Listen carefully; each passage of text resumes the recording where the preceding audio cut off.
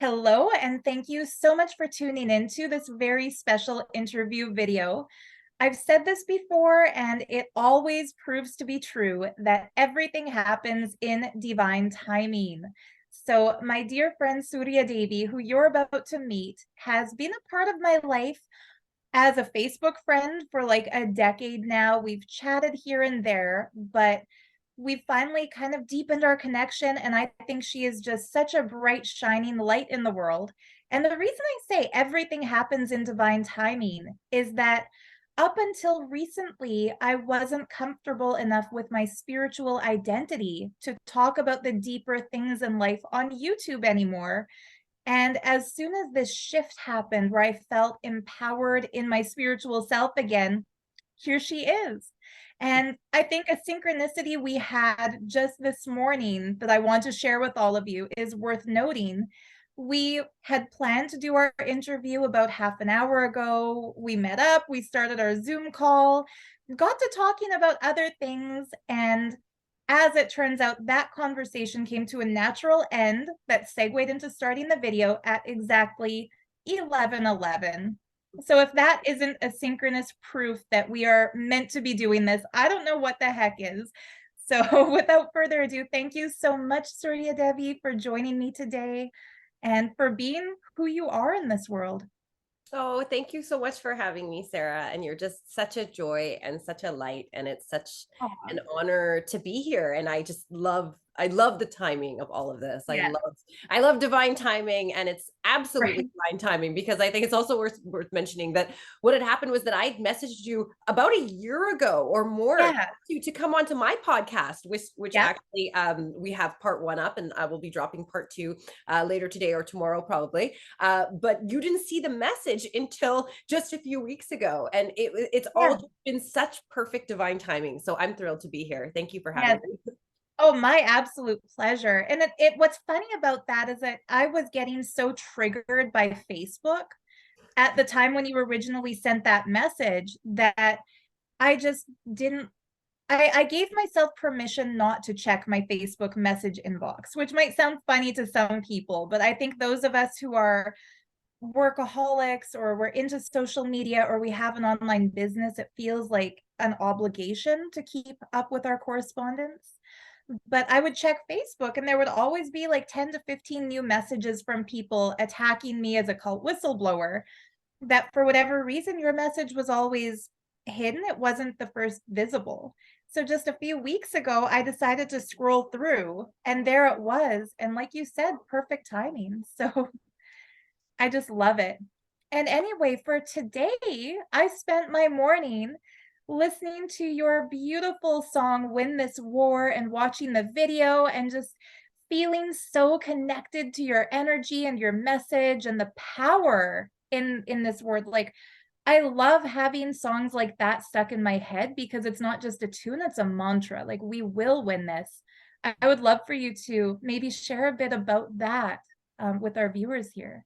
Yeah, well, thank you so much for listening. And I love this song as well. And it's very close to my heart. And actually, this song goes back about 12 years ago or something like this. Like it goes way back around the same time that we were just speaking of before the recording, this sort of Yeah. period that was very potent for both of us for different reasons around this 2009 2010 time period.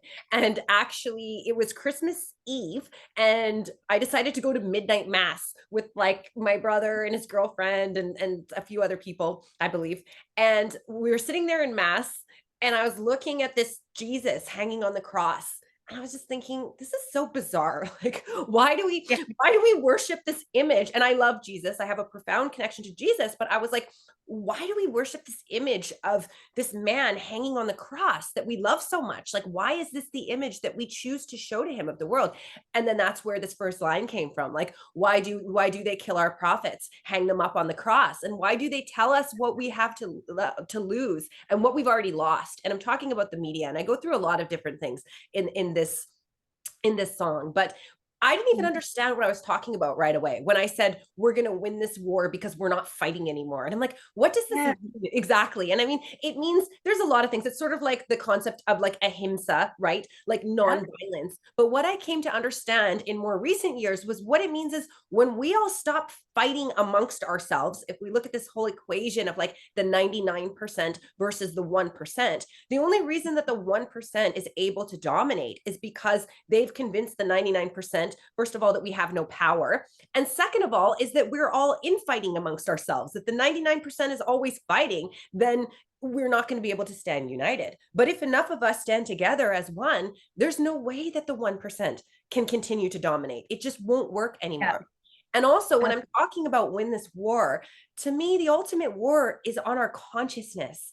And that is what is always being targeted is our higher consciousness, because it's actually physics, it's scientific. As the consciousness lifts, we will naturally see a lot of the problems and issues that we have start to dissipate. And we can already see this because we can see that there's many places in the world that are relatively peaceful now, where they used to be at war all the time. The world used to be warring with one another constantly and consistently. And now we see that there are many places in the world where life is relatively peaceful. In Canada, we don't see, it's not a battleground. We're very fortunate here. We live a very blessed life. We have issues here, of course, and yet, overall our life is pretty safe, it's pretty peaceful, and we're pretty blessed. And so, this is what the song is about. It's about the war on consciousness, and it's really sort of an anthem almost for all of us who are out there doing our work in the world in different ways, and everyone who's contributing to the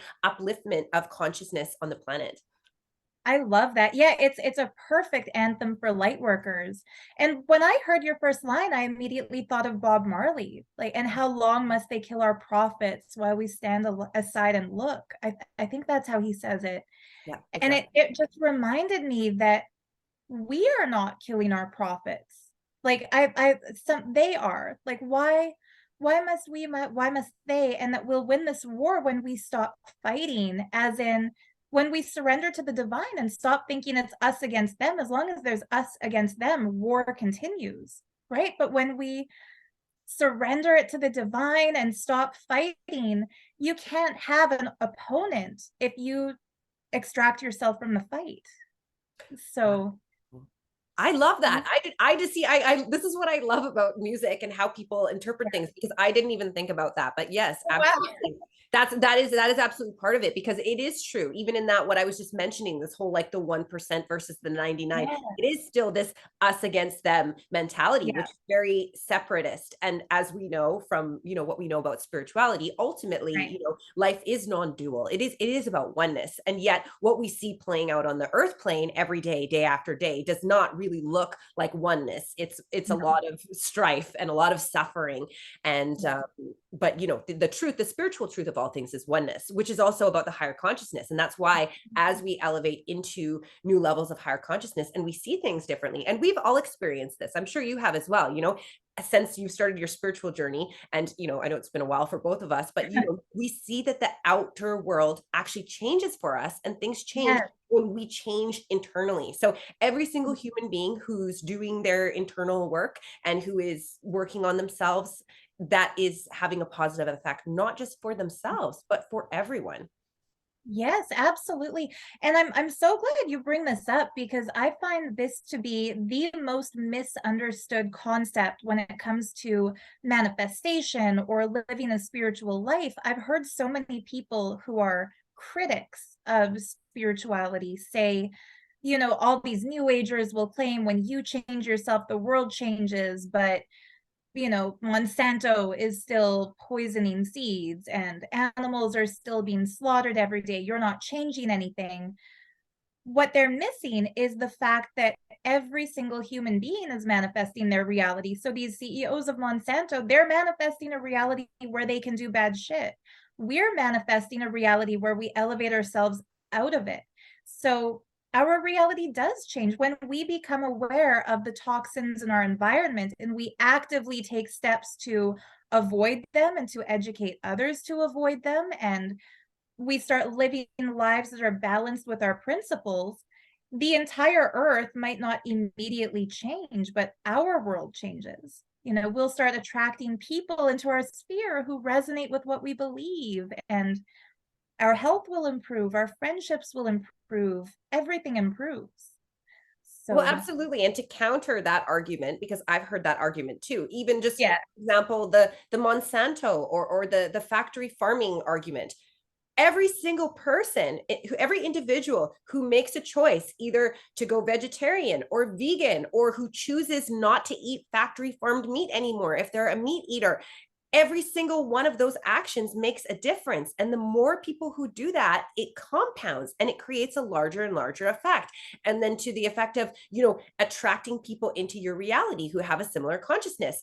That builds a field. If you have one person standing in the energy of love, that's one person. But if you have 20, that immediately creates a yeah, larger collective field. And they have actually done studies like this. And this has been proven with groups of meditators. There have been yeah, groups of meditators who have gone to the borders in Israel at Gaza, and they have stopped wars by meditating. yeah, They leave, the war starts again. They come back, the war stops. They have decreased crime levels in cities by having groups of people meditate together. This is not just woo woo. This is no, actually being proven scientifically. And I think it's so exciting that science is yeah, more and more starting to give us actual factual evidence, because so many people, the place that their brain is at, they need that factual evidence, because a lot of people can't just accept something at face value. Some of us do. Some of us who are very intuitive, immediately we just feel something and we go, wow, this feels amazing. And we know that it's true and it's right and it's yeah. good. But other people, they just can't. They're so stuck in that logical part of the brain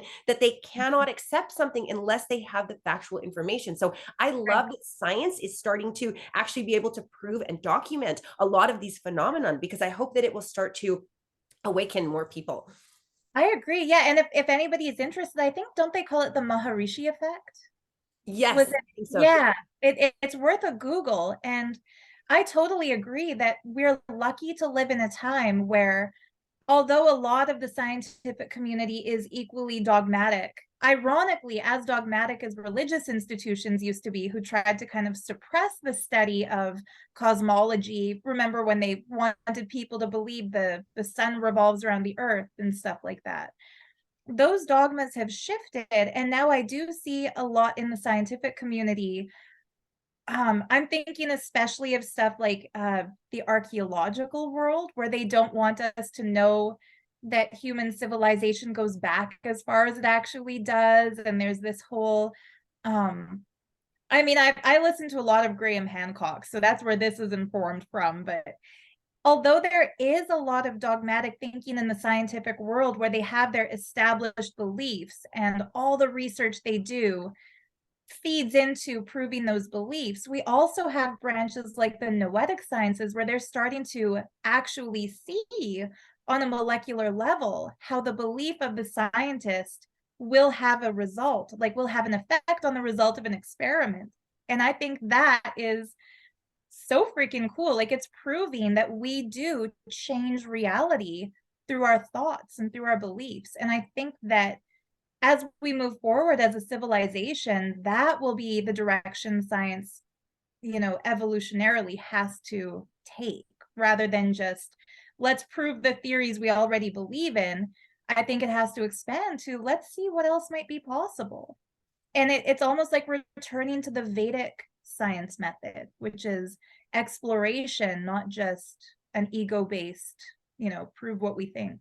Well, and this is what science should be. Science Yeah. shouldn't be about this. We're going to establish that this is the one hard, fast way to do Yeah. everything. That's the only way to do it. Science should literally be about exploration, and to be able to go into something with an open mind and look at it that way and continue to explore it. But that's not what science has become. It's become very fixed in many ways, and not all. There's some incredible, lots of incredible people out there who are doing wonderful work, who are Oh, open. yeah.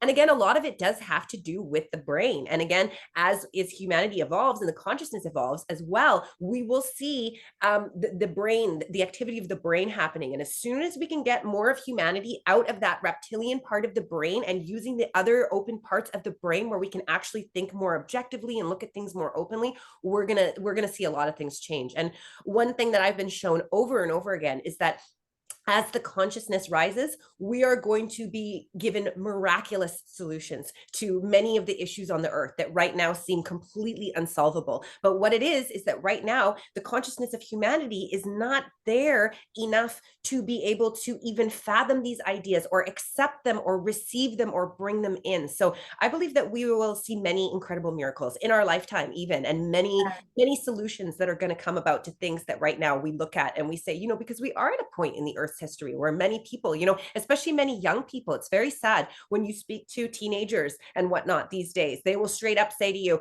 that they have no hope for the future, that they believe that by the time that they are adults, that the planet is going to be in such terrible shape that we're not going to be able to do anything. And this is a very common sentiment amongst people. And it makes me really sad when I hear this. And I always try to instill hope and faith in people, and especially let the younger generation know that we're counting on them, that they are the torchbearers that are going to be ushering in the new age with us. So it's important and imperative that we find positive solutions and positive ways to look at things, and to have that hope, and to realize that we're not, I always say to people when people go into this doom and gloom, and I get, for a long time, I was in a very negative space in my life for many years, a long time, and I couldn't see hope. But to remember that there are solutions and that there is a way. I always say, I did not come to this planet for it to go down in a bust. That is not why I'm here.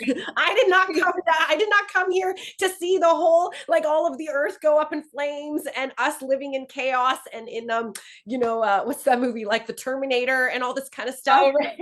I'm not into it. Obviously, that is a desired plan by a certain group of people on the planet. They would like to see us go into destruction and ruin, and that's why Hollywood makes all of these movies, to put these ideas into our consciousness for the future. They're planting seeds, which is why it is so important always for us to be very mindful about what we watch, what we pay attention to. And if you're going to watch movies like this, if that's what you want it, which is fine, if it's for entertainment, keep that in mind. Put a shield around yourself when you're watching it, and just remember that it's entertainment and it's just a story, and that there's many timelines that exist in the future. There's many potential timelines that exist in the future, and that's not going to be my timeline.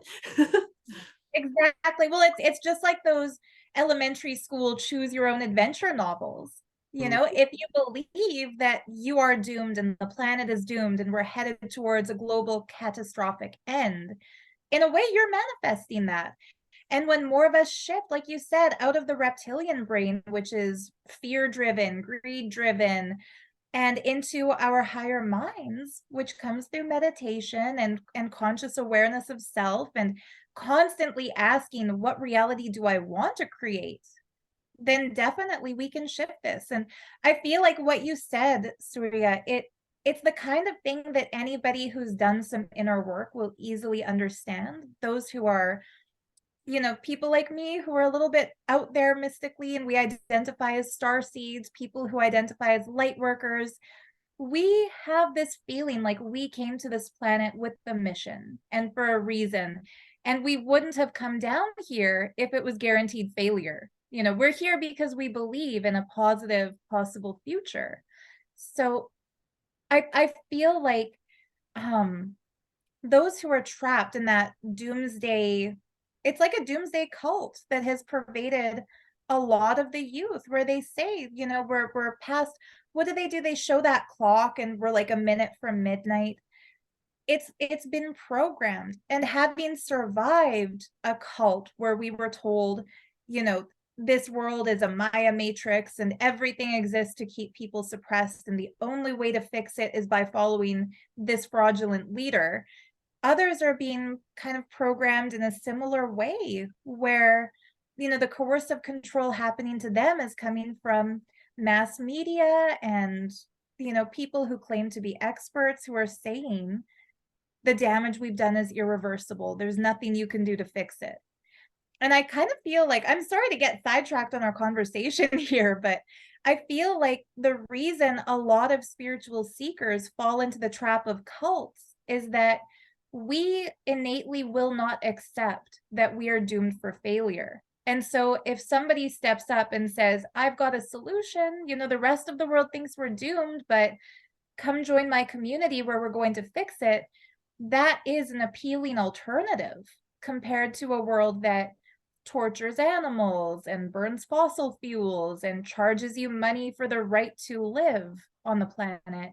Mm. So I feel like conversations like the one we're having right now that are not trying to lead anybody into being our so-called followers or anything, but just sharing how we feel because we know it feels good to feel this way. And maybe others can also jump on that bandwagon and have a similar global effect like these groups of meditators who can lower crime rates. I think there's really something powerful to it. There is, and oh, there's so much to talk about, and none of it's sidetracked because there's so many there's so many relevant pieces here. But so first of all, I wanted to just share that because this is an important message that's come to me, and I feel like it's important to share because I know that the kind of people who are watching your channel. So I've been shown many times that the dark side, or whatever you want to call them, the opposition, the powers that were, that I call them, Oh, I love that. The powers that were. powers that were, yes. So they will use people who are light workers. So people who are light workers, people who have gifts of whether it's intuition, they have some type of maybe spiritual attainments from past lives, from other spaces, whatever, we have a little extra oomph. We have a little extra power. Many of us have powers of third eye powers, some types of cities or, powers, etc. The powers that were will use us to project darkness and to project doomsday extra into the world if we're not mindful. So if you consider yourself a light worker or a helper or a healer, it is extra important to be mindful of the words that you speak and the prophecies that you speak. And this is why now many conspiracy theories are not conspiracies, as we know. However, there is a trend amongst it is sort of part of the awakening when people find out about the truth about what's really going on in the world, is that people go down these rabbit holes of different conspiracy theories. And some of them can take people down a big path of fear. And then all of a sudden, these spiritual people who are here to bring light and who are here to be light workers are running around spouting off all of this darkness and fear, which actually contributes further to the fear on the planet, and extra so because of the powers that light workers and healers carry. So I just want to share that, and that's very important. So please, if you consider yourself a light worker, a healer, whatever the word is that you want to use, please be extra mindful about how you speak, especially publicly. If you're on social media delivering messages, teaching people, sharing with people, please be mindful. The second piece, because we're going to talk about cults, is that actually, I know in your case, the cult that you got into, and that many of us have gotten into these situations, is because we wanted to make the world a better place. However, there are many cults that also operate off of putting people into fear around the end of the world. There's countless cults that have done this, and that is how they get people in, because the leader has this prophetic vision that the world is going to end on X day, whatever. Osho was like this. I can't remember. There's a bunch of I can't remember all the names right now, but there's a bunch of them. There was that famous cult in Texas where everybody died with the matching sneaker. Yeah. David, Heaven's Gate. Yeah, Heaven's Gate. There's a whole bunch of them, and they were all based upon the end of the world. There was one where that they somehow people in the cult had money and they built elaborate bomb shelters for people, and people were living underground, and because they were, again, it was the perceived end of the world that was enough to put people into so much fear that they then dedicated all their life and their money and everything to this fraudulent cult leader. So it's interesting, isn't it, that it works both ways. Either one can be a draw, either the solution to the fear or the actual fear of the end of the world itself, right? Yeah. Well, and the fraud who I had gotten recruited into believing, he used both. He said, if you stay in the outside world, you'll go down with that ship. You will be doomed along with the rest of humanity. And so he presented himself not as a solution that's going to make the world a better place, but as a solution that will make life better for those who surrender to him, give him all their money, take the vows of lifelong obedience to him. And what's really sad, like, I love how you summed up that light workers are the target demographic for conspiracy theories that are fear mongering. And light workers are definitely the target for cult leaders because they want people who are influential and who are committed, who are hardworking, who are willing to sacrifice the comforts of life in order to serve their agendas.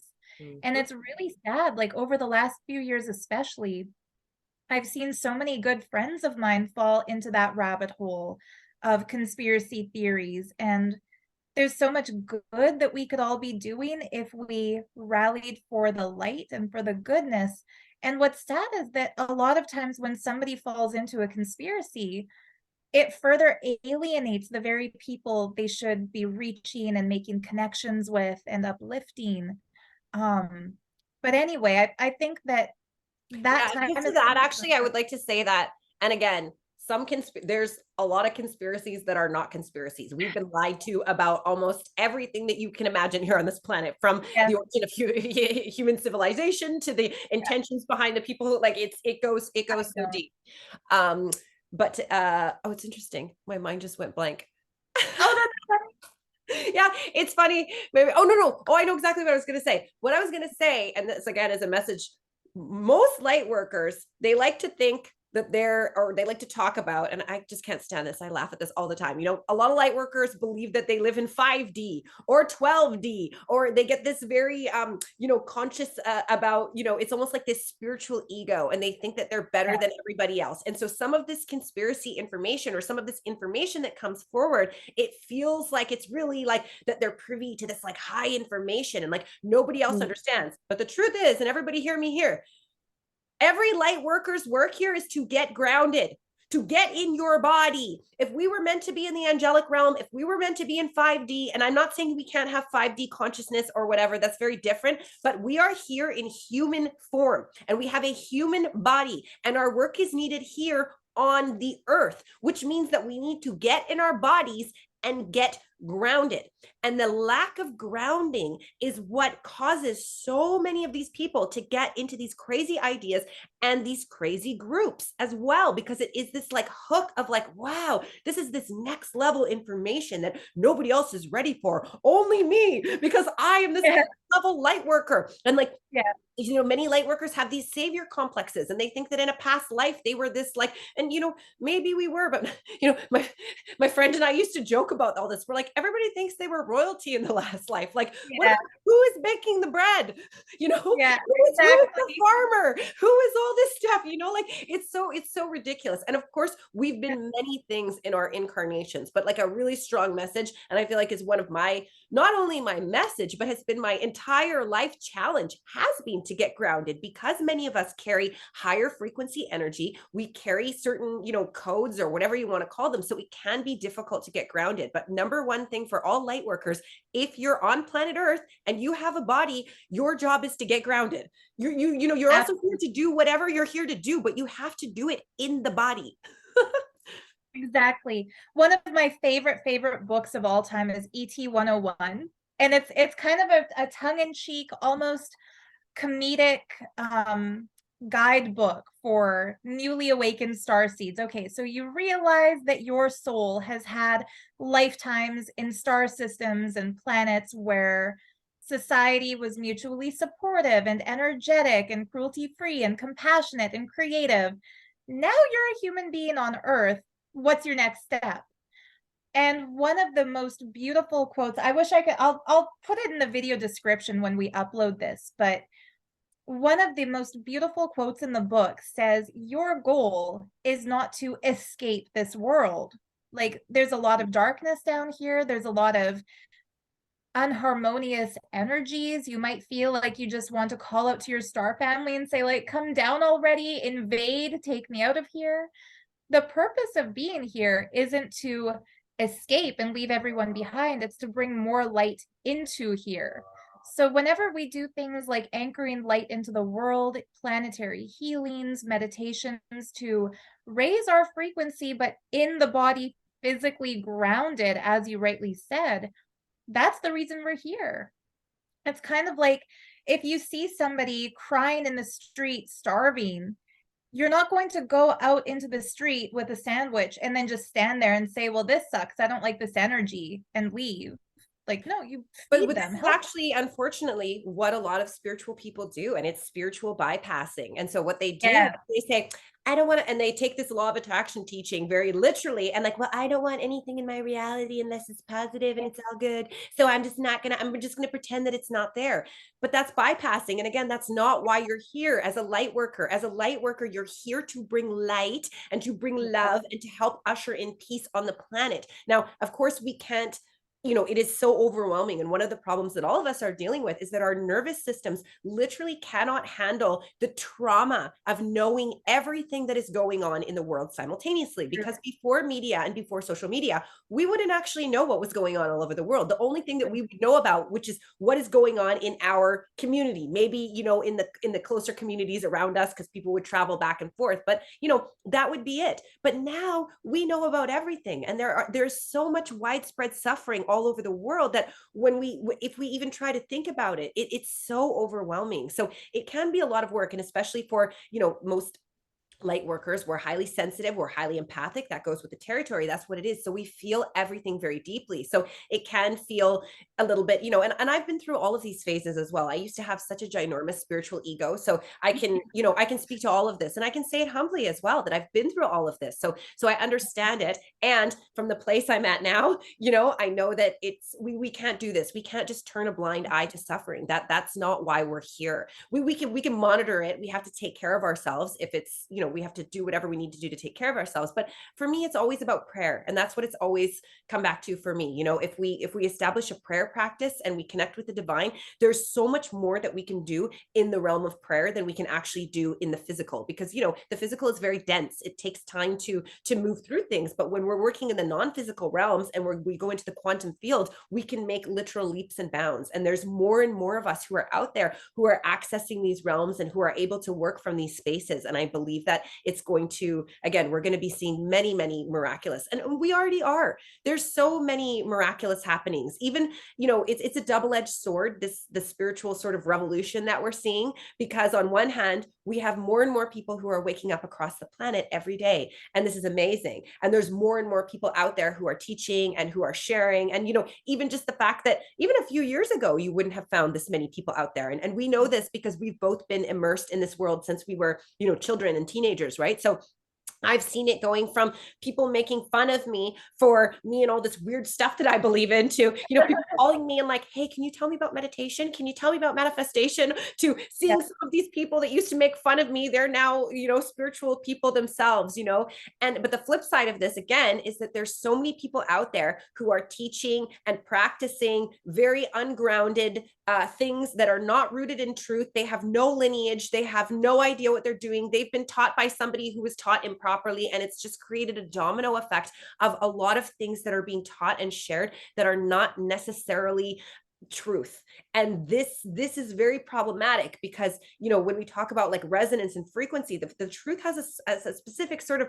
frequency. And back in the day, like as in especially like in the Eastern traditions, that's why people have a guru, right? Because the guru is there to hold, a real guru is there to hold the energy for you. So as you awaken, you can kind of ride off of their energy. But if you're learning from a teacher who's out of integrity, it's like the apple doesn't fall for the tree. And then all of a sudden you have a whole tree full of bad apples and they're just multiplying. So we have both things happening right now. We have a wide spreading of consciousness, some things that are very powerful and potent. And then we also have a lot of ideas and things spreading that are not good, which is, people getting certified in a weekend that can call themselves a shaman or a healer, and then going out and teaching people doing these plant medicine ceremonies with no training, facilitating ceremonies. They have no idea what they're doing. And people are having all kinds of, terrible experiences at these places because they're being held and facilitated by people who know nothing about how to hold energy for other people in a sacred space. And it can be very dangerous, you guys. The spiritual world is not all love and light, as you and I have learned the hard way. We know very well it is not all love and light. Like I always say, the ether, like the etheric realms are just like the earth. There's good people and there's bad people. Not everybody out there is good. Not every spirit is good. Just because a spirit shows up and can give you a bunch of information and makes you feel like you're psychic and can tell you whisper a bunch of things in your ears, it does not mean that you are working with the light. And so it's very important to refine this process. And I always say, like, being a healer or doing this kind of work that we do is not like any other profession. It requires it, even if it's not a profession, even if you're just doing it for fun, it requires such a high level of integrity with yourself to be able to stay in alignment with yourself and know when you can work with people, when you can't, when is the right time to deliver a message. It's not an easy path. We're constantly bombarded by all kinds of energies, energetics, attacks, all these kinds of things. Like, it is not fun. And yet I think it's so funny. So many people I know, like, it's like they're just like, oh, I want to be a healer. I want to be a healer. I'm like, no, you don't. I'm like, are you sure about that? I'm like, I don't know. Of course, it's very rewarding and we can help people. And, when we deliver a beautiful message or do a healing for somebody and something beautiful happens, it's amazing. But there's a lot of other stuff that comes with it, which is why, again, like, staying grounded, staying in the body, taking good care of yourself. It starts there. Like, it's not as out there as it No. has to be. It's actually just about trying to cultivate that space of love within yourself, really. Right. You've made so many like I feel like every single point you just made could be an entire video in itself, because it's so clear. I think once we've gone through spiritual ego, we can recognize what spiritual ego actually is. While somebody is caught in that dynamic, they won't recognize it because they'll think everybody else is wrong for not recognizing my greatness. And how you described the true guru exists to hold the space for the disciples, to anchor that truth, to be an example. One of the Vedic scriptures that I really love talks about what we worship, we become. And so if a person is worshiping some master or a deity or an embodiment of the divine in whatever form it might be, that is genuinely loving and compassionate and good, they will become that. But if we're worshiping a fraud the way I once did, all of the negative, egotistical, arrogant, narcissistic traits that that fraud has, we begin to embody. And I've had people criticize me, like even as recently as yesterday, somebody commented on one of my videos saying, you were as bad as Nityananda when you were there. You used to yell at people. You used to boss people around. You thought you were an incarnation of Devi because he told you and your ego believed him. I'm willing to admit that that is true. I became what I worshiped, just as everyone becomes what they worship. And I think part of the stigma in the spiritual community is that when we recognize we've done something destructive like that and we leave, we will forever carry the shame of what we once were because we were led in the wrong direction or we allowed ourselves to be led in the wrong direction. And then we want nothing to do with anything spiritual for fear that what if this happens again? And just last night, I had a really great conversation with a friend of mine who also escaped the Nityananda cult. And she was asking me, like, aren't you a little scared that by going back into all of the spiritual beliefs and practices you had before you found Niti, aren't you scared that because it led you to the wrong place once, it might lead you to the wrong place again? And I think this is why a lot of people in the spiritual journey, when they get into a cult, that brings their spiritual seeking to a dead stop. It's like, okay, I fell into that trap. I made that mistake. I'm closing my mind now to everything spiritual. I will be an atheist. I will be a scientist. I will study psychology, and nothing else is true. And I feel like I've been there. Like for the past few years, probably the more mystical reason why I didn't see your Facebook message until just this past month, it's because I was deliberately trying to forget and bypass the spiritual experiences that I knew were real pre-cult. And I guess this is my long-winded way of saying one of the things we have to do when we realize we've built up a massive destructive spiritual ego is recognize it, make a strong declaration or affirmation that we will not do that again, humble ourselves, recognize that we are humans, we do make mistakes, forgive ourselves. Like if you see somebody you love make a dumb mistake, while they're still making that mistake and arrogantly defending themselves, it's a little hard to forgive them. But if they recognize it and say, you know what, I did this, I was wrong, I'm sorry, we're not going to hold it against them forever. And similarly, when we recognize we've built up a spiritual ego and gone down the wrong path, we have to forgive ourselves. And I feel like I finally just forgave myself for my involvement in that cult.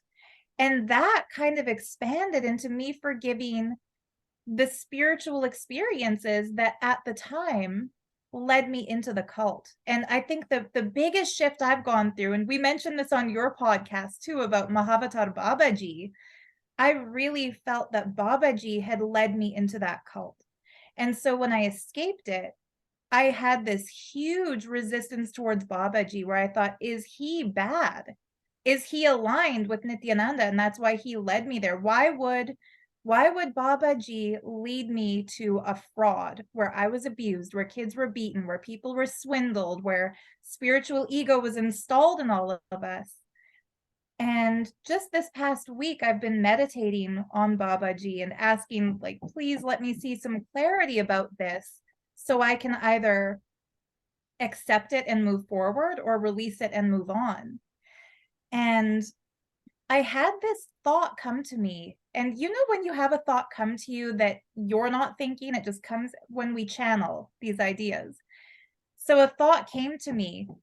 If you could go back in time to that day on September 15th, 2009, when you were on the bus and you heard Babaji and you saw the sign for Nityananda's center and you went in, if you could go back in time, would you stay on the bus and not go to his center? Knowing that by not going to his center, nobody would ever speak out about the kids getting beaten. Nobody would ever publicly call out this fraud. All the experiences you wouldn't meet any of the friends you met when you were there. Would you have changed that course of your life? And I realized, no, if I could go back in time and relive that day, I would still go to the Life Bliss Foundation in Vancouver and join that damn cult because somebody has to do the hard work. And because some of the best friends I have in my life I met while I was there. And immediately I had this feeling, well, don't you think Babaji would know that you would have chosen this for yourself and that's why he led you there? I don't know. It's a very I think we talked about this. And I mean, I think it's very clear to me. And again, we all have to come to our own conclusion about things. But to me, it's very clear that that was your purpose. And that was even confirmed with my podcast because you yeah, mentioned the synchronicity with the yeah, number 111 and how that was the yeah, number that was a big part of these synchronicities that led you to the cult. absolutely. And I remember I texted you when I downloaded the file for your Yes. for my podcast. It started with the number 111 and I was like, ding, here you go. And even today, what time did we start speaking? And we didn't plan it. It was 11:11. And so Yeah. it's like me, it's the same thing. I went through all of these things too. Sometimes I look back and I cringe about some of the things that I've Yeah. done, I've said and I believed, but yet now I can sit here and I can say with no trigger, with no nothing, I had the biggest spiritual ego. I literally Yeah. used to say to people, this is when I was like, about 20, I would be like, and I was into acting then, and I would go to acting class and I'd be like, oh, I'm spiritual. I don't have issues. Like I literally said this, you guys. Like, how Yeah. bad, how like that's so arrogant, and I thought that I was but the reason was, and I want to say this in the defense of, light workers, star seeds, again, all these people that we're speaking to. Most of us grow up feeling like we don't belong here because we don't. Our consciousness is from another place. We remember another time in a space where, like you said, people lived in harmony. Like there wasn't all of this harm and all of these things. And so we grow up on the earth feeling very out of place. And I remember the first time when I really felt coming back to myself again, which was when I was about 19 years old. I took a healing bodywork course and then I took my Reiki level 1. And I remember we were doing a practice session and laying there and listening to this beautiful healing music and having these hands on me. And I remember for the first time feeling like I was at home because the energy that came back to me reminded me of what I know that my soul knows, because my soul is not from from this. My soul comes from a peaceful place. My soul knows peace, but yet, you know, I've also, my soul also knows a lot of strife because I've been on the earth many, many, many, many times. And I've been through the ringer many, many, many, many times here, which was a big part of the early part of my spiritual journey, which was working through all of the persecution that my soul has endured on this earth over and over and over again, being a messenger, being a truth teller, it was like the first astrology reading that I ever got. The astrologer was like, oh boy, she's like, you've got a very deep wound here. She's like, life after life for you. She's like, you've been locked up and had the key thrown away. You've been tortured. You've been burned at the stake. And I felt that, like I felt, you know, I've had experiences where like my lungs literally filled up with carbon monoxide as I relived the experience of being burned. And this is not exclusive to me. I call it the wounded healer syndrome. The healers, people who carry the light and the truth, have been persecuted on this planet over and over again. Back to, why do they kill our prophets? You know, why do they kill our prophets? They kill our prophets because the people who come here and speak the truth and speak out against the corruption have traditionally been offed. And we see this even today. Michael Jackson, what was the last song that he sang before he died? All I want to say is that they don't really care about us. Boof, Right. and out he went, you know. And we can name so many profound historical figures who did not live long lives on this. They came here and they had a profound impact on people, and yet they did not live long lives because the message that they carried and the frequency that they carried. It's really about the frequency, everybody. Don't forget this. What they want. Our job here is not to be like everybody else, which is what the system wants us to be. From the time we are small, we are put into these systems, the school system. Now, I'm not downing teachers. I'm not downing education, you know, none of these things, but we are taught to conform. We are taught to follow systematic ways of doing things. In fact, somebody told me the other day that the moment a child enters into the school system, their IQ goes down. Did you know this? Wow. It does, because I'm not surprised. Yeah. we are immediately taught to, it's about conforming. It's not about, they don't teach us how to think for ourselves. They're teaching us how to follow instructions, to be a good listener, and to do as we are told, right? Yeah. But actually, what we need to be is, we need to be ourselves. And each and every one of us has a unique soul's frequency that we need to access. And if we access that, that is how we achieve our life's purpose, by being ourselves and by emanating that frequency. But if you don't know that, and if you spend your whole life here trying to conform, you just become like, it's like that word, like the sheeple, you know what I mean? And so some of us are literally even being blocked from feeling our own frequency, because the frequencies that some of us carry, especially those of us who are light workers and healers, are the frequencies that we carry cause a threat. A lot of children who come through carry profound frequencies. Now more than ever, we have children arriving on the planet now every day, and they've been coming since they've been coming for a while now, since the 70s, but they're increasing all the time. And there are plans and already in place, and there have been many, many children who have been harmed and may never be able to feel their own frequency anymore, and who now exhibit, you know, different things like what we might call autism and whatnot, which also does not have to be a problem. God works everything for good. We can use everything for good, but we are here to bring healing and to bring certain levels of energy that are not always, and they know this. The powers that were, they know all of this. They know it. They know all of this. This is not an hashtag the powers that were. Sorry to cut you off, but I've never heard that before. I don't know if you just came up with that or if this is something that you've always said, but I love that, instead of the powers that be, because we are the powers that be. Exactly. They're the powers that were. I'm sorry. I didn't mean to cut off. And we got to stop calling them, you know, people talk about the Illuminati and whatever. Like, stop calling them the Illuminati. We're the Illuminati. The Illuminati means illuminated ones. Exactly. That's the whole deception right there. And this is why all of society is set up this way. It's this idol worship of stars. Oh, it's a superstar. Guess what, guys? We're all stars. We all have a star. You know, when you connect to your own star, and when you start to work with the power of your own star, you will blossom. You will grow. That is, we are all here to shine. It's a complete illusion.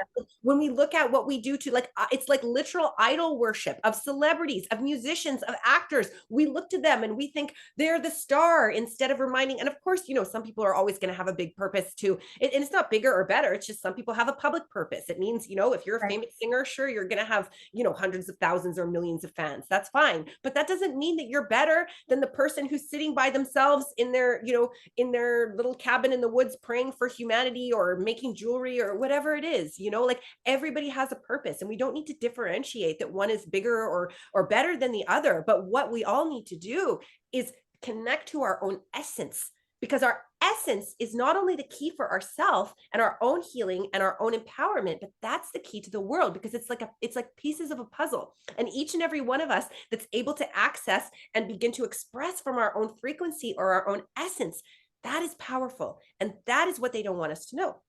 So now you Right. if you didn't know, if you don't know, now you know. I love it. No, I want to applaud like what the way you broke it down, that the celebrity worship culture is idol worshiping. I made a video about this years ago. I might have still been in the cult at the time. And it was about the music that we listen to, the movies that we watch, how it's programming us. And if you get a Why do you think song it's called stuck, a program? Why do you think they're called television programs, everybody? Hello, the key is right network there programming, in the way. Yeah. programming, you are being like my very first series of YouTube videos that I think I might have to remake them. I called it Free Yourself from the International Conspiracy Against Enlightenment, an Essential 10-Step Program. And it was, filter your water, don't drink fluoride, go vegetarian, go vegan if you can, like stop watching network television, because network television programming is programming you. Genetically modified foods genetically modify you. Like it's so basic if you just listen to the language attributed to these various things. And part of that video series was about the school system, and exactly as you said, kids are not taught how to think, they're taught what to think. And as soon as there's somebody telling you what to think, you don't have to think anymore. So it doesn't surprise me that the IQ goes down as soon as a child enters the school system. And I come from an education family. My granddad was Yeah. a director of curriculum and a superintendent. My mom and my auntie were both teachers in the school system. And I've heard my mom say this, that her frustration with curriculum is that kids are taught facts to memorize, but they are not taught how to interpret these facts, how to think about things, how to come up with their own opinion. And so there are a lot of teachers who want to be part of the solution, not the problem, but the system isn't set up that way. And I remember as I was graduating from high school, I told my mom, I want to be an artist, but that's a risky career move. So I think I'm going to become a teacher. And she sat me down almost like an intervention and said, go to art school. Don't be a teacher, because if you become a teacher and your goal is to do some good and to change the system, it's a life of frustration. So I'm really grateful to her for that. But a lot of moms would say pick the safe career, have a 401k, have your future settled. But my mom, at least, she wasn't that tight.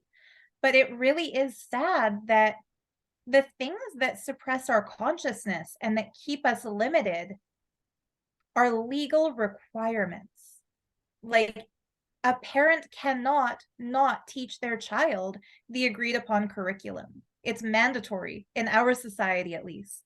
And the government pushes their food agenda. Like, remember the 4 food groups that we were taught when we were in school, making people think that they have to have dairy, they have to have, it's just such bullshit.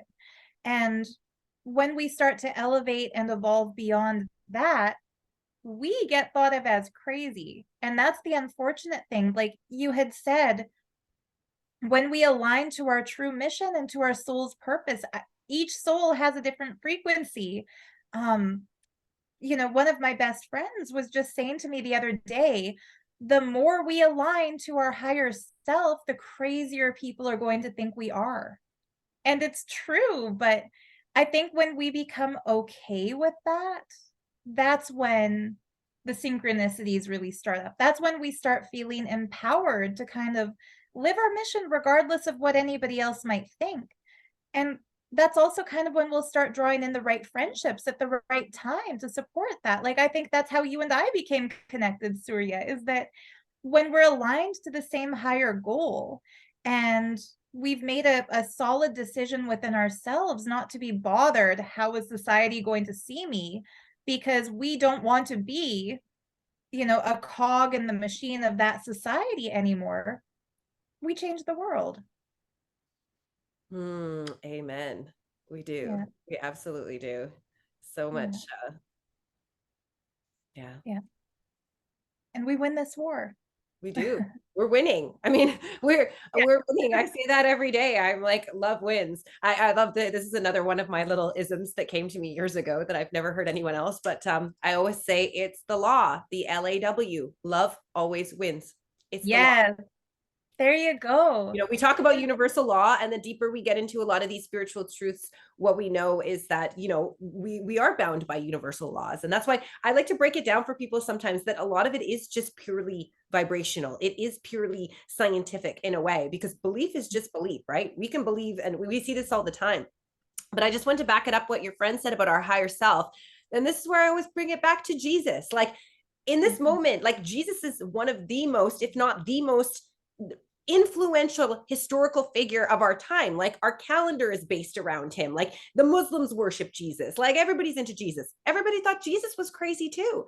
People thought he Right. was, and this is what led to his death. He was persecuted because he was here exhibiting as his higher self. And even though he was out there making miracles, delivering people from evil, like healing people right in front of people's face, even still, that made people fear him. Even still, that wasn't enough for people to go, wow, this man is a gift to the world. He can put his hands on people and he can heal them. Nope. They feared him because he had power. And this is something that a lot of us deal with. It's attack and jealousy and all these types of things. And it is something that also can hinder people from standing in their power, because at some point in their life they learned, they had an experience that showed them, when I stand in my power, it's not safe. People will go against me when I deliver a message. Many people, this is why many intuitive people, they'll shut off their gifts as a child, because they will deliver a prophecy or say something to their parent, and the parent is like, how did you know that? And they get shut down. Or maybe not a parent, a teacher or somebody, and then poof, the gift gets shut down, and it doesn't get reawakened until much later. But we have to look at the divine order of things. Like, one of my mentors, Sue DeMay, like, one of her favorite sayings that I always like, she always reminds me of, is, what if there's nothing wrong? So what if there's nothing wrong? Because on the grand journey of our soul's path, or even this one lifetime, our soul is here to learn lessons, and we can't get to wisdom unless we have the experiences to get us there. So I couldn't sit here and talk about spiritual ego from the same place if I'd never been in my spiritual ego. If I was born a pure enlightened being and I was just like this, like, what does that do for anybody? And that's why you rarely find real, like, sorry, I'm not the healing police, but like, I like the real ones, the real healers, the real teachers. They haven't had easy lives. They've been through all kinds of experiences that taught them and that allowed them to heal themselves so that they could teach from a place of experience. And that's something, when you're, one of my Dharma teachers gave a wonderful teaching about this once. It was more from the traditional, he's a Rinpoche, he's a wonderful Tibetan master. It was more from that Tibetan perspective, but he broke down like what you should look for in a teacher or a lineage. And that's one of them, is look for that. Look for somebody who knows what they're talking about. Look for someone who has experience, not just, and this is where we have to use discernment and look past the people who might just look good or speak well or are making a lot of money or have a big following. That doesn't mean anything. In my experience, a lot of the real ones that I know, they're not online. They're not even out there. They're just quietly doing their work behind the scenes, especially with healers and spiritual people, because most of us are actually so energetically sensitive. A few of my mentors and healers, they don't even want to be online. They can't even go on there. They like open up the app and they're like, ugh, and they're like, get out of here, So Yeah. I'm able to navigate both, and I find a lot of amusement in the online world, even just connecting with people, and I found it very valuable, even just for connecting with people. So it's a double-edged sword. It's like everything, right? Absolutely. Well, and also it suits the understanding that we each have a different purpose to fulfill. That those who stay offline and they do their spiritual healing, their spiritual work, they give the instructions behind the scenes. That is 100% necessary and valid. But if everybody did the work only offline behind the scenes, kids who are using TikTok, how would they ever discover a higher truth? People who are scrolling Facebook or scrolling through YouTube videos, looking at recommended stuff, how would they ever find something beyond the cultural indoctrination. If there weren't also people like you making conscious music, or people who are ready to go online and be a little bit more public. But I love how the Rinpoche explained, look for somebody who knows what they're talking about. One of the red flags about Nityananda was that he claimed that he was a born avatar, lived a perfect life, never suffered once in his life, had a perfect everything. That's a fucking red flag, people, because how are you ever supposed to become that if you're following an impossible example? So as soon as somebody has been abused in childhood or bullied in school, or failed a test or whatever, if you're only listening to so-called teachers who say, I've never failed anything, I've always been perfect, I'm an incarnation, what good is that going to do you? And it's sad, like spiritual ego makes it hard for a lot of people to admit their own faults. And yet it's such an empowering strength when we're able to admit our faults, because it's like, I forget the name for it, but there's that Japanese pottery method where you Mm. deliberately break the vase and repair it with gold, and the break makes it more beautiful. I think our lives are like that, where we have these struggles or challenges. When we overcome a challenge or get past a setback, we're even more beautiful than we were before, more empowered, more divine. The crack lets the light shine through. That's what I was just going to say. There's a quote by Leonard Cohen, and it says, "That's a crack. There's a crack in everything, and that's how the light gets in." Wow. I must have heard that somewhere along the way and stuck, but didn't remember the source of the quote. That's really cool. Yeah, well, it is, and this is what healing is. We wouldn't, if we hadn't been broken, we couldn't heal ourselves. And so, I often, so this thought that just keeps coming to me in recent times is like, you know what? And I want to say this to anyone out there, like, some of us are healers who may never work with a client in our life, but we are Right. healers because we have healed ourselves, or we are in the process of healing ourselves, because I don't see anyone as ever being fully healed, which is also a red flag. And which is what Yeah. you have to watch out for in the online space these days, is that people use this certain way of expressing themselves in marketing where they're like, I was this, I was so down and out, I had nothing, and then I did this, and now I have this, and my life is great. And then people go flocking to them because they think, oh, this person healed themselves. Don't listen to somebody who says they're fully healed. Don't listen to somebody who says that they know everything. Like, all of these things are red flags. And yet it is these types of behaviors. It's this narcissistic type of exhibition of way of being that actually draws people to other people. And this is how these people gather power, is because they Yeah. express themselves in a certain way, and they, and whether they know it or not, these people are using energy to control people. They're expanding their energy field to take in other people. They're taking energy from other people, and other people don't even understand. And because of various traumas, and because of familiarity is another piece too, and the problem with spirituality is that, and I was the same, I was drawn to spirituality because I was so wounded and I was so broken that I needed to find something to make myself feel better. And I did. I started to find things, and I found tools. And then when I had my big awakening, when I was about, I think I was about 20 or 21, I had this huge awakening. And so I had this like, woo, like I had this like huge surge of energy come in. Like, I didn't sleep. I was like up all night having these, profound spiritual experiences. And naturally, especially at that age, well, what did it make me think? It made me think that I was on some whole other level, and that just fed into the spiritual ego. And that was also being fed in by my inherent insecurity and lack of self-worth that had come from my woundedness and my brokenness that I hadn't really learned how to address yet. So those two things were working together. So I don't want to sound, I hope I don't ever sound harsh or like I'm bashing people. I'm not, because I understand that we're all wounded and we're all broken, and there's this big hook with these spiritual teachings, and all of a sudden you learn about them, and then when you feel some of these experiences for the first time, if you've spent your whole life feeling crappy or feeling like you don't belong, and then you get a taste of this high vibrational energy, and you get all of a sudden it's like, wow, and it can feed all these different parts of you. It can feed part of you in a positive way, but it also can really feed into the ego. And of course, the purpose of spiritual life is actually to go beyond the ego, or at least just to get to know our ego. Like I don't know, there's so many complexities and different views around what are we supposed to destroy the ego, but the ego is a part of who we are, and it has a purpose as well. Part of the ego's purpose is actually legitimately to inform us when there is fear and when there is danger, because it's not always safe down here.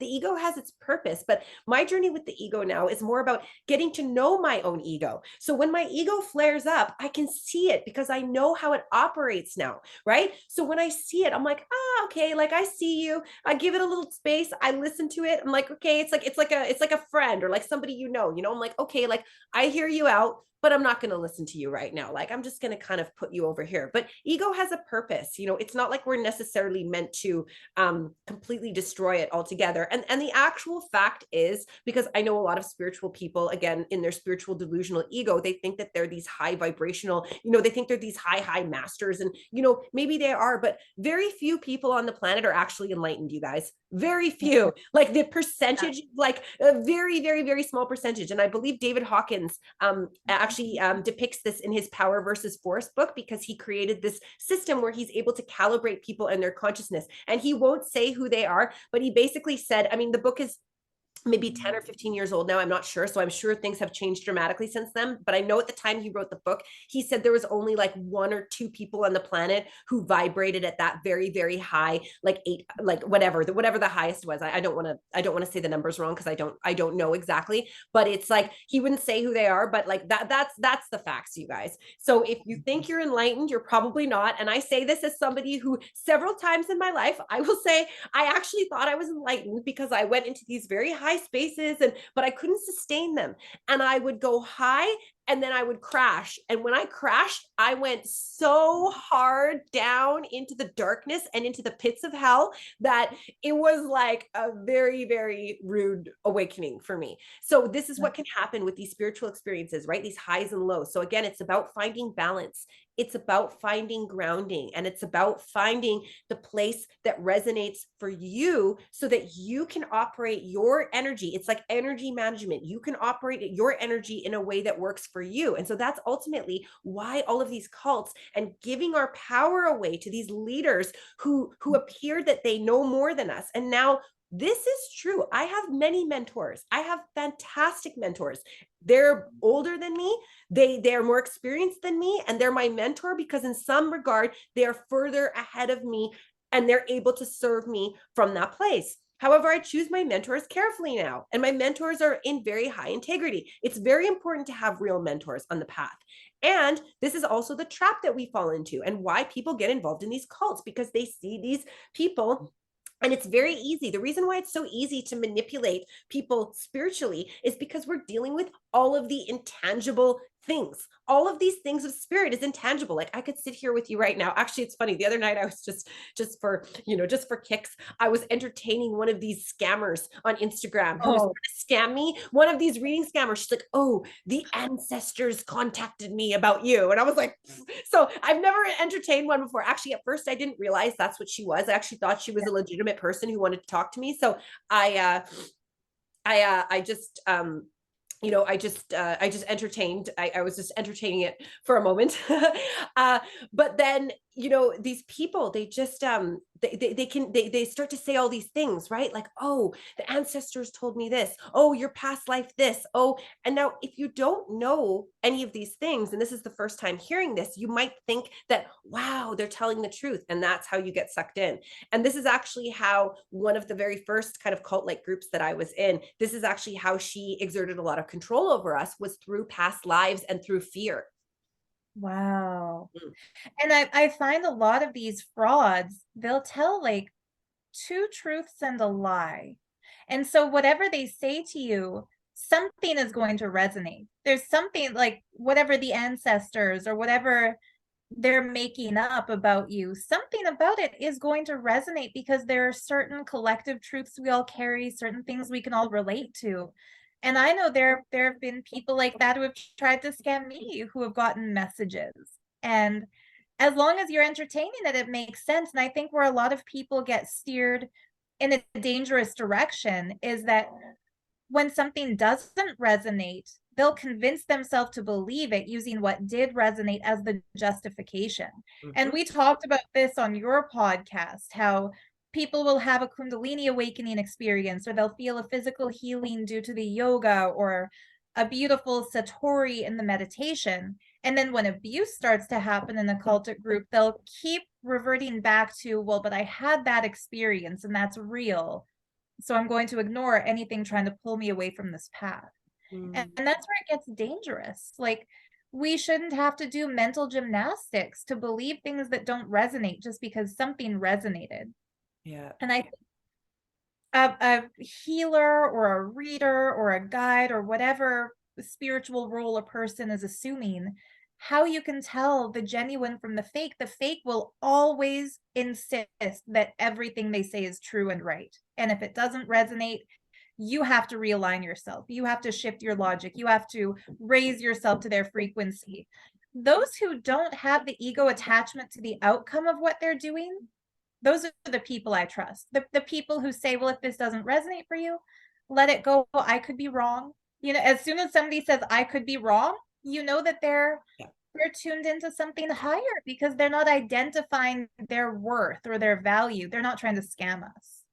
And like you said, people are attracted to authority. Those who say, I know, the Donald Trumps in the world. And I don't mean to get controversial or political, but people want to believe somebody is infallible, because there's a certain feeling of safety when you don't have to, just like when you go to school, the teacher tells you what to think, not how to think. We are programmed to look for leaders who will take us out of the responsibility of having to think for ourselves, which is sad. And we've just been the thing is that so many of our world leaders have been narcissistic, and Yeah, they've exhibited these behaviors for so long that we look to this as normal, and we have yeah, excused so many things, and we've heard so many lies, and so many, I mean, the example that's coming to mind right now is just a very recent example of our prime minister, Justin Trudeau, who during the last 2 years made all kinds of comments about people who chose not to be vaccinated. He called people, he called people every name under the sun. He said misogynist, racist, these people are this and that and whatever. And then he's gone on trial in the past week, because they had to they went on trial to see whether he was justified in using the Emergencies Act or not. And he sat there on under oath in a trial, and he said, I never said anything about any of these people. I never called anyone any names. And it's just like face palm. You can pull up God knows how many news pieces from the past year of him saying these things over and over again. It's on the public record, and he will still sit there and say this. It's unbelievable. But this behavior that he's doing, this is not exclusive to Justin Trudeau. I'm not singling him out, although he's another story. We're not going to get political here, but like, this yeah. is just one example of many. But this is what these people do. A narcissistic person will sit and lie to your face, even when you have the evidence there in front of them. They will just continue to do it. But and then this becomes gaslighting, right? And then all of these things are forms of psychological abuse. And over time, as we both know, this psychological abuse wears us down to the point that we don't have all of our, proper thinking capabilities. And this also very much begins to affect our intuition, because what happens is, like, you have a very strong intuition, you have a knowing about something, and then somebody tells you over and over again, it's not true, it's not right, it's not happening, all these kinds of things. And then, then you begin to doubt yourself. And this is the greatest disservice, because our intuition, just like our own frequency, is very sacred. And our inner knowing is very important, because it's not everything is for everyone, right? And this is another thing that we all have to learn here, again, because the system tries to corral us into this, one simple way of being, right? Or this one way of being. And that's not the truth. The truth is that there's multiple ways of being, and our guide, our compass to knowing what is right for us, is in our intuitive guidance system. So once somebody messes with our intuitive guidance system, which is what all of these cult leaders are essentially doing, they take that away from us. And then that's how they begin to control us, because then we begin to listen to them instead of listening to ourselves. And I know we've experienced that. I know our friend Sarah Edmondson talks about that in her experience of being in the Nexium cult. And this is a very common thing that we hear over and over again. And you don't have to be in a cult to experience this. This can happen with any person, individual, group of people that are operating from these narcissistic ways of doing things. Yeah, absolutely. And that I think is the one shift. Like if somebody is watching this interview and they can have one takeaway, I think the most important thing that we can all immediately integrate into our lives is to trust yourself, trust your intuition, and focus on, as you put it earlier in our interview, focus on your unique frequency Mm. instead of trying to change yourself to fit what others want you to be. Because it's so easy, whether it's a cult like Nexium or Nityananda or the smaller cult groups that kind of operate everywhere, or the larger society trying to fit us all into a mold. It is so easy to go along with a trend because everyone will seemingly support that. But it's a lot harder to break free from that system and decide to be unique regardless of how difficult that is. Like, I remember in school, it's not just about the curriculum telling you what to think, it's also about the kids telling you what to wear. You know, those jeans aren't cool. That's outdated. Your haircut's not the ideal. Your body shape is not the ideal. There are so many different social factors that get implemented in schools that kids pick up from their parents, you know? Back to network programming us, what people think of as acceptable style, acceptable belief system. If, like me, you went to Catholic school, what you are and are not allowed to believe as the religious truth in the world, it was very difficult to try to honor my intuition and my personal beliefs and personal experiences when the entire social circle demanded blind faith in something that to me felt totally fucked up, and aligning to fashions that maybe I couldn't always afford, or having a beauty standard that my body type didn't fit into. So when we can let go of this idea, and I think it's also part of the lizard brain that you had mentioned, when we let go of this feeling that we will only be safe, nurtured, accepted, protected in this world if we discard our uniqueness and become the standard. When we can let go of that, that's when we really shine.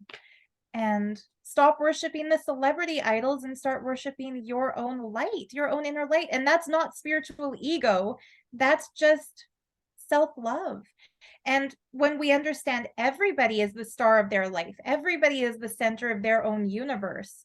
Yes, you are a rare, mystical, beautiful, powerful, shining individual. And so is everyone else.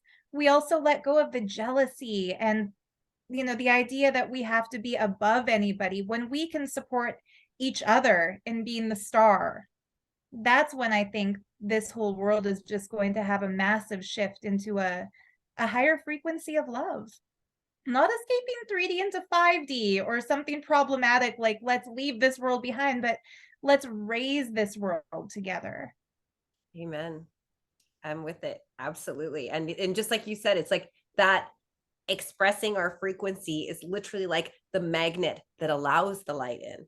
Right. That's where the light comes in. It's like the circuit plug. It's like you have to Yes. be at the right. It's like, electricity doesn't work. If you plug the plug into the socket and the frequency isn't right, your electricity isn't going to work. When you get your frequency right, which is not right or wrong, it's just right as in aligned. It's an aligned for you. That's when the light hits, and that's when pooh, we pop off. And I always get this vision that I love, and I get this vision of like lights popping off all over the globe. Every time somebody wakes up, it's like another light, another light, another light, another light, and pretty soon I just see like so many lights will pop off that it will just be like it's just going to catapult the whole planet into light. And I don't know if that's this lifetime or the future. The work that we have set out here for us is just so massive and so overwhelming. But what I do know is that each and every one of us came to play some sort of a part in that. And so I always give thanks in my prayers to everyone who's awake and who's on this path, whatever their path is, whatever their tradition is. Just everyone who's doing good work in the world. I give so many thanks because I know it's not always easy for us. And I know it's not always easy to walk through the world with your heart held high, but everyone who does it, we're doing it. Yes. And I think that's where I'd like to say thank you to everyone who is still watching this video, because if you've listened to us up until now and you're still here, you are one of these lights popping up in the world. And as you described that, I had like a simultaneous double vision, one of a brain where the neurons are firing. And if you look at it, the parts of the brain that light up when you have an epiphany, it's not just that one center having that one thought, it will spark all kinds of other simultaneous realizations. And in the world, when one person wakes up, a bunch of other people are going to simultaneously wake up, because we do share a collective energy and a collective consciousness. I strongly believe that. And whether it's like the 100th monkey syndrome, where, as they describe, when enough monkeys start doing a behavior, monkeys all over the world will automatically do it. Whether it's like when more people wake up, automatically more people wake up, or whether it's that when we really wake up, we'll start talking about it, and that will subtly influence others and encourage them to do it. I don't care how it happens. I just believe that the same way our brain is going to start lighting up all over the place when we have an epiphany, similarly on Earth, people are going to start lighting up all over the place when one person wakes up, we all get raised just a little bit higher. Amen. So, I love that. yeah. Yes, so beautiful. Thank you. I think maybe that's a natural end for this session, but I would love to have you back again to talk more things, especially, I know we didn't your even get into I guess it wasn't the time today, but we didn't even get into no, my whole story. But I've had it's been such a wonderful conversation. It does feel like yeah, we don't want to overwhelm people. I'm sure no, there's so much already contained within this conversation. And yeah, you're just such a beautiful soul. And I appreciate you so much. And I'm just so grateful that that we've been reconnected again now. It just feels so auspicious, divine, and perfectly timed as always. Yes, well, and thank you so much. You're such a shining light. I'm grateful to you. I'm grateful to your music. I'm grateful to the message you're bringing into this world. I'm grateful to you for blessing my channel with your presence today. I think this was a great introduction to the bright light that is Surya Devi. And in the next video, we can talk a little bit maybe about the cults that you've had personal experiences with, and the times That's a whole when other story. a whole other story. Whole other But story. I think it's important because a lot of people who are navigating the spiritual life path will have similar experiences, and they might think, is there something wrong with me that magnetized or attracted this negative experience? And no, there's nothing wrong with us. And as long as we're in human bodies on planet Earth dealing with human society, we'll encounter great people who are lifelong spiritual friends, and we'll encounter people who are choosing to side with darkness. And they might seem like temporary setbacks, but we will always overcome them because, as you said, it's the law. Love always wins. Yeah, and just one last thing I'd like to speak to you about that. I feel like there's this thing in the new age community like, oh, if it's divine, it should be easy. And when you're on the spiritual path, the higher that you get, that everything is just so easy. And there's like people out there that are like, oh, my life is perfect and I manifest everything that I want. That's BS. That might last for a period of time. I know because I went through that very early on in my journey when I first discovered, manifestation. I had a couple-year run of it was like an Instagram worthy life before Instagram existed, like all the money I could imagine, fancy trips, fancy everything, like this, that, but it didn't last. It didn't last and it crashed. And really, the purpose of the spiritual life is to learn and to grow. And we grow through experience. We grow through painful experiences. If you look at the life story of any impactful person on this planet, they did not have an easy life. They came here and they went through strife and struggle. And through that struggle was what brought them into their mastery. So don't judge your struggles. Don't judge the things that are happening in your life. They can all serve you, every single one of them. If you look for what they're teaching you, and sometimes we have periods of our life that are very difficult and we have to weather those storms, but on the other side of that storm, there's always a rainbow. The sunshine is always there. Yes. Beautifully said by the sunshine herself, Surya Devi. Thank you so much. And I'm just so grateful for your friendship and this connection. And if anybody has any questions or comments, as always, you're welcome to leave them below.